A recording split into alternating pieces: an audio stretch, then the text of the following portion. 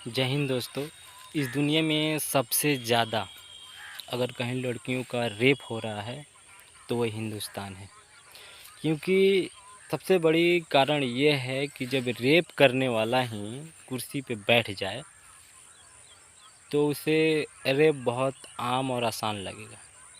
जब रेप करने वाला ही कुर्सी पे बैठेगा तो किसी के लड़की के साथ रेप हो, किडनैपिंग हो, तो उसे कैसे समझ में आएगा कि ये गलत है।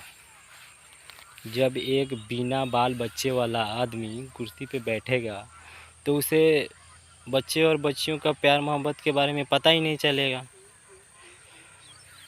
इस हिंदुस्तान में जितने भी नेताएं हैं लगभग बहुत ज़्यादातर सुनने को मिलता है, अखबारों में पढ़ने को मिलता है और बहुत से ऐसे नेताओं पे ये केस मुकदमा दर्ज है कि ये रेपिस्ट है।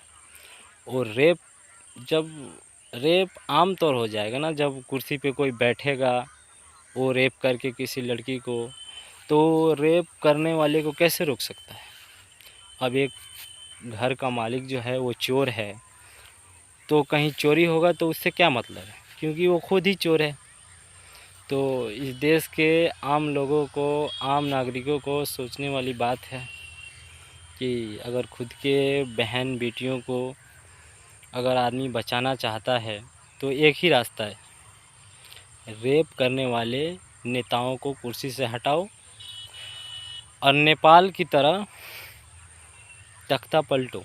क्योंकि इस देश में रेप करने वाले लोग, एप्स्टीन फाइल में जाने वाले लोग, एप्स्टीन फाइल के काले करतूत करने वाले लोग जब कुर्सी पे बैठ जाएंगे तो इस देश का तरक्की नहीं हो पाएगा। ये देश पहले के जैसा देश नहीं है। ये देश और दुनिया बहुत आगे निकल चुकी है। ये देश अगर इस दुनिया में सर्वाइव कर सकता है आने वाले 10-20 सालों में, तो बस यूं ही हाई टेक्नोलॉजी और ज़्यादा पावर के वजह से ही देश सर्वाइव कर सकता है, नहीं तो फिर गुलामी ही भुगतना पड़ेगा। ये हर किसी को समझ में नहीं आता है। समझ वही सकता है जो उसके अंदर थोड़ी सी दिमाग हो, थोड़ा पढ़ा लिखा हो, क्योंकि इस देश को चलाने के लिए टेक्नोलॉजी और बड़े चीज़ और मिसाइल की ज़रूरत पड़ने वाली है।